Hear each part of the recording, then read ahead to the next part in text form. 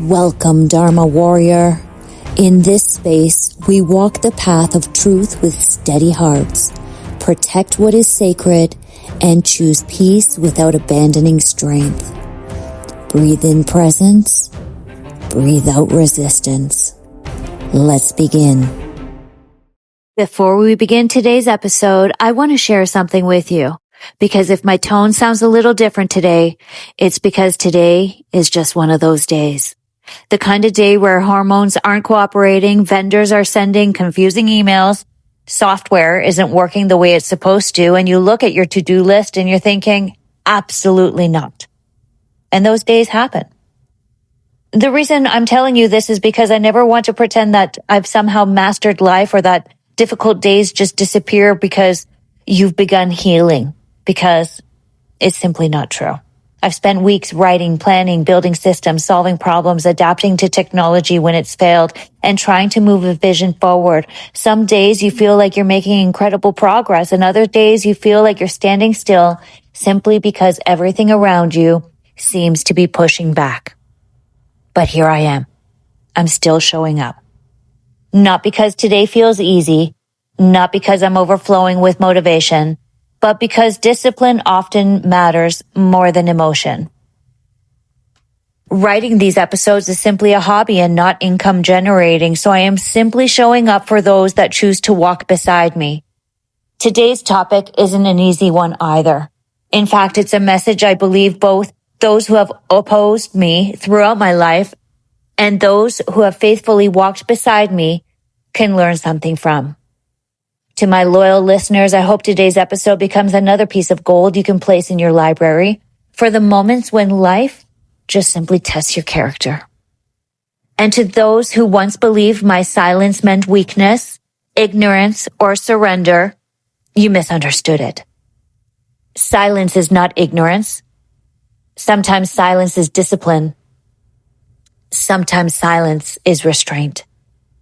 Sometimes silence is choosing respect when others choose intimidation. There is a profound difference between refusing to become what wounded you and refusing to defend yourself. Today we're going to explore the difference. Let's begin. Today I want to talk about revenge, not because I want it, but because I finally understand why I never will. People often think revenge is strength, but I think revenge is cheap. Anyone can react. Anyone can hit back. Anyone can make another person hurt because they are hurting. There is nothing remarkable about that. People often mistake justice with revenge, accountability with punishment, boundaries with retaliation, healing by someone else's suffering. To the person with ill intent, revenge promises relief. But character asks a harder question. Why would I put myself into trouble trying to teach them a lesson? Put it this way. If someone damages my car and I in turn go slash their tires, guess who's risking getting arrested? Me. And congratulations.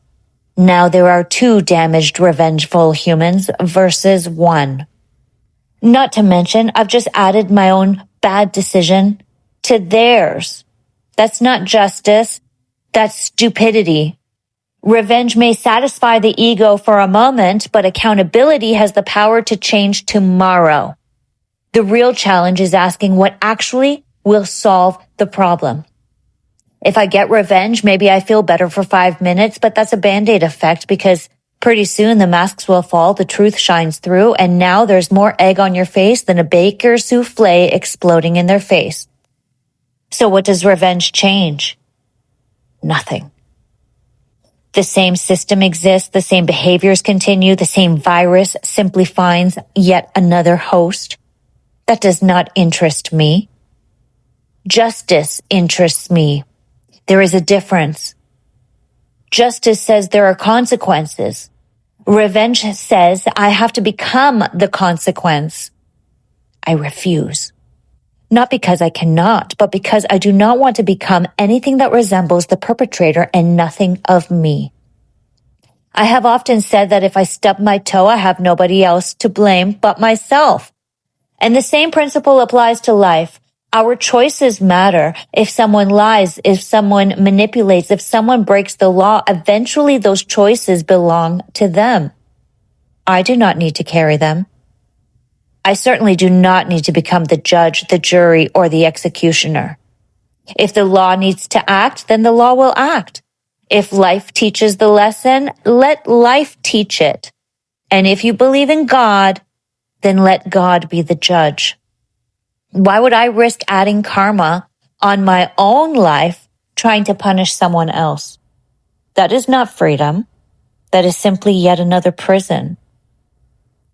Here's something that surprised me because recently someone misunderstood me. And for a brief moment when I was discussing my own personal circumstances and variables, the person listening thought I was talking about revenge when I was actually talking about justice. And it hurt, not because we disagreed, but because I felt unseen and completely misunderstood. Questioning if this person actually knows my character or if they are making up their own creation or image of me. I felt like I was in a complete waste of time, disappointed after all these years. They still didn't know who I was in my heart of hearts. And then something beautiful happened. Instead of staying silent, instead of walking away, we talked, we listened, we learned. And that reminded me of something. Because the old Rosie would have stayed quiet and left saddened. The old Rosie would have carried the hurt home, not only disappointed that they didn't actually hear me, but thinking that they had such a different impression of who I was that it felt like we were living on two completely different planets. But that day I stayed patient. Why? Because I'm tired of being misunderstood and walking away feeling like nobody actually sees the real me. Was I a little stubborn? Sure, absolutely. But I thought at this point I have nothing else to lose because I have no one left in my corner. So I might as well make do with the person willing to sit down with me.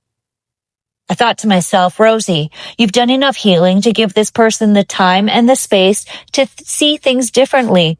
And so I patiently asked them as to the why they made that assumption of me.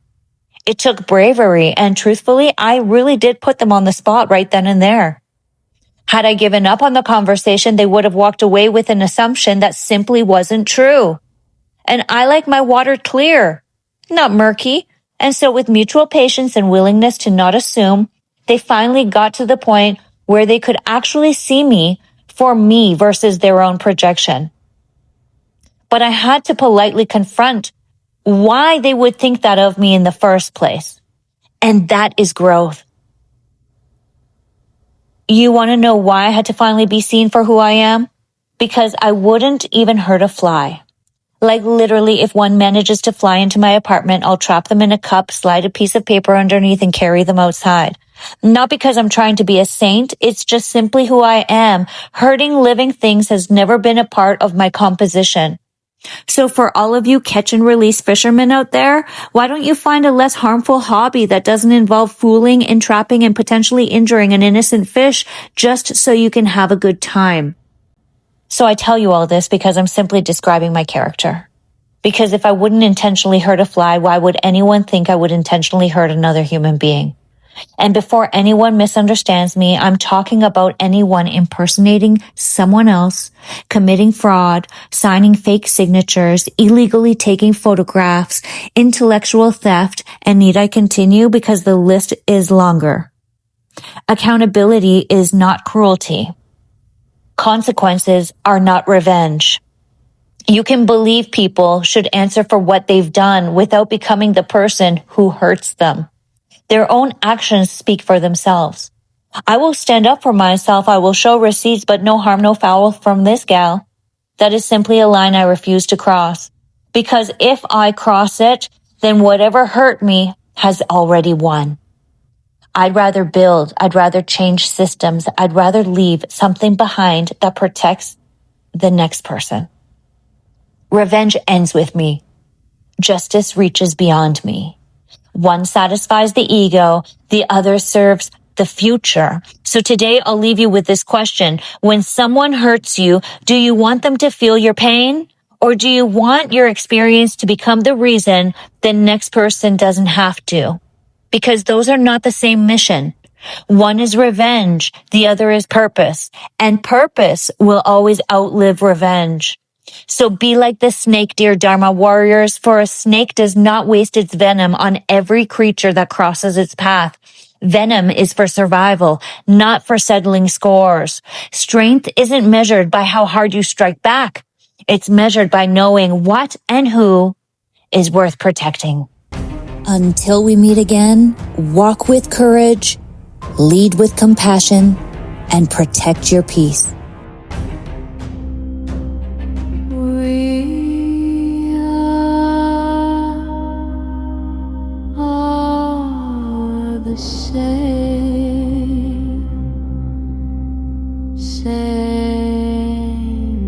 but different.